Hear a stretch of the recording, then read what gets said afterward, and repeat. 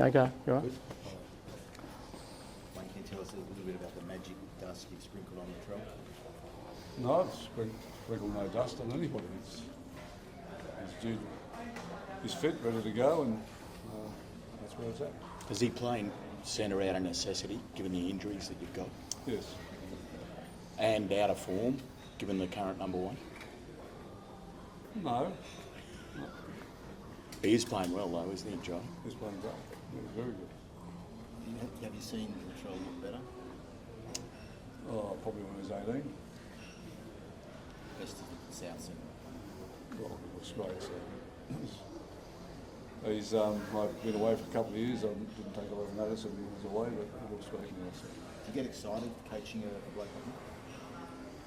Have you ever seen me get excited? No. From the first day today's not going to really be. What, Wayne, do you hate the Roosters? No, I've got no gripe with the Roosters. Have you Queenslander, mate. Have you ever seen the Book of Years? I have actually. Russell Moore did one day and blew the dust off it. Oh, I didn't read it. He read a couple of verses out of it, but that was it. I'd like to see you read it. A few doesn't interest me. Wayne, just on trail, like you said, you were away for a couple of years. On your return, so what's been the biggest change or growth you've seen in him as a football player and as a person? He's just grown up, accepted his responsibilities. Young family, 3 young children. It's dawned on him that they need a good dad. You said you spoke about the sacrifices he's made off the field to make sure that he's fit as possible. You know, the man and the rest of it. I'm guessing it's good to see that he's willing to do whatever it takes to be on the Well, field. he's done that. He's shown you all that with the way he's physically presented himself, and he's hasn't been a headline for 12 months, so he's done great. Is the plan to return him to fullback once he's gotten through a few Yeah, it games? is, absolutely. Is he understanding, I suppose, of the necessity of it this week? Yeah, he's understanding of it. We talked about it. I didn't ram it down his throat. That wouldn't work, so we had a conversation about it. He realises the situation we're in. He's happy to play there and come back through that position and move back to fullback when everything's settled down there. Does it give opportunities to Jack White and playing on the right side? They'll probably stack it in front of Latrell. No, well, we had to.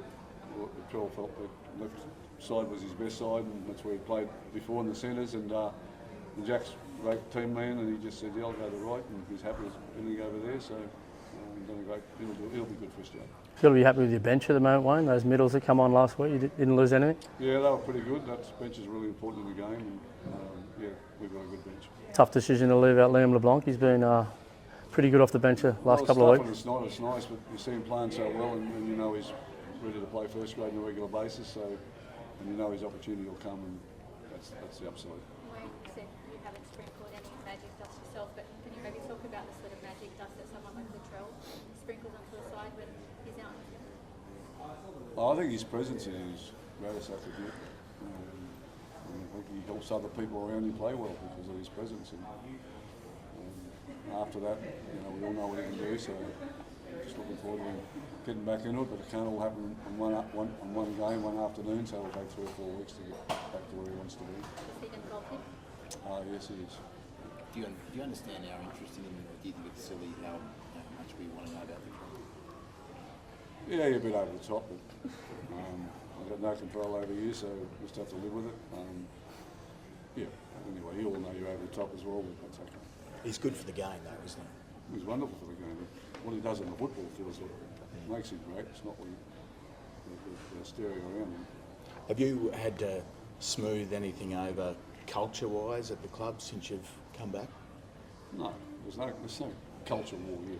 Never has been. Just on, there was some chat from, I think Blake Solly was on the record yesterday talking about potentially moving to Allianz Stadium. I was wondering what are your thoughts on that? He sort of said that he feels like Allianz should be the Rabbitohs home.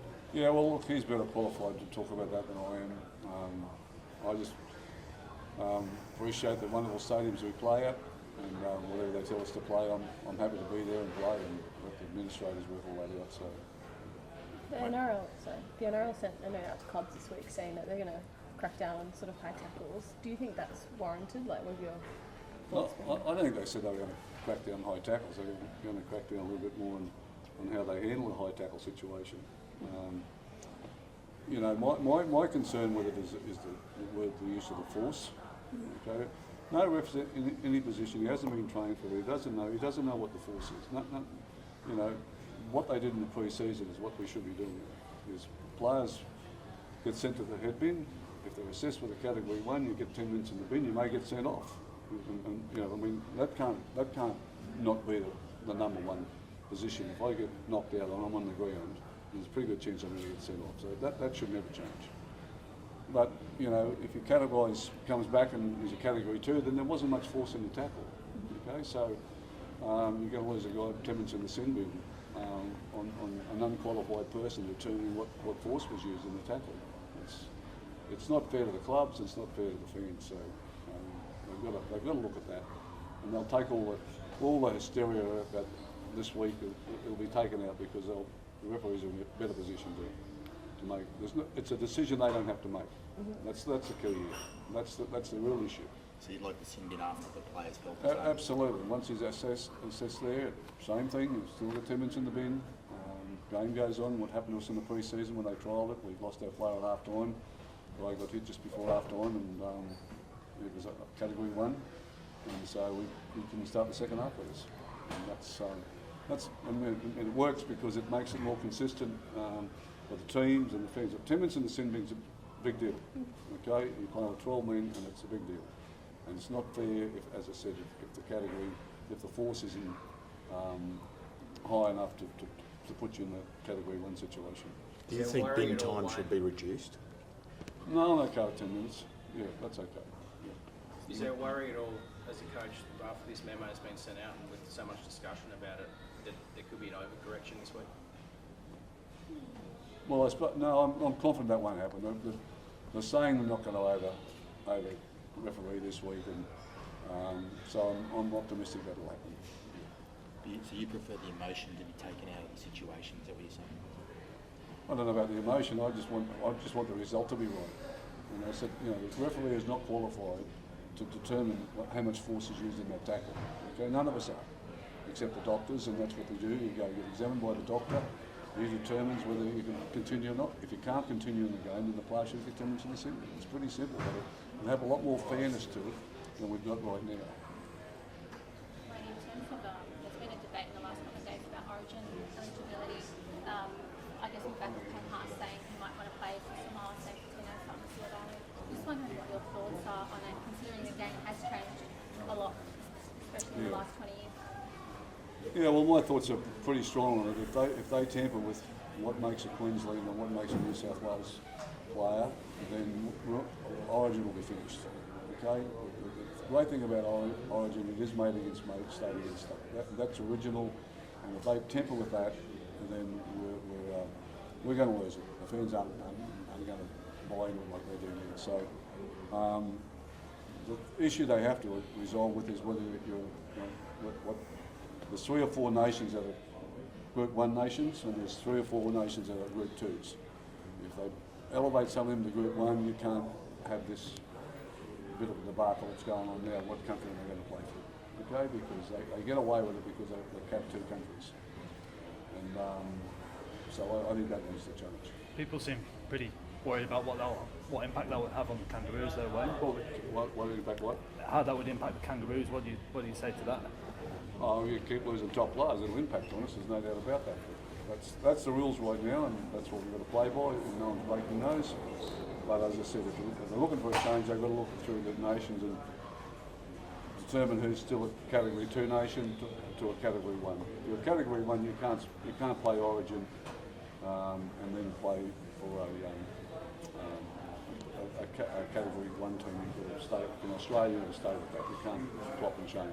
Because they're Category 2s, they can go back to those teams. And that's Tonga and Samoa we're talking about here that are becoming pretty formidable now.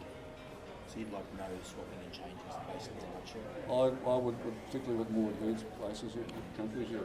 Because they've got quality players there. Back on this week, Wayne, obviously, Lockie Havner, Junior Totola said the other day he's a little bit crazy. What do you like about it? Yeah, he could have a few marbles missing, but pretty decent young man. I had a lot of time for him, and coaching the Dolphins.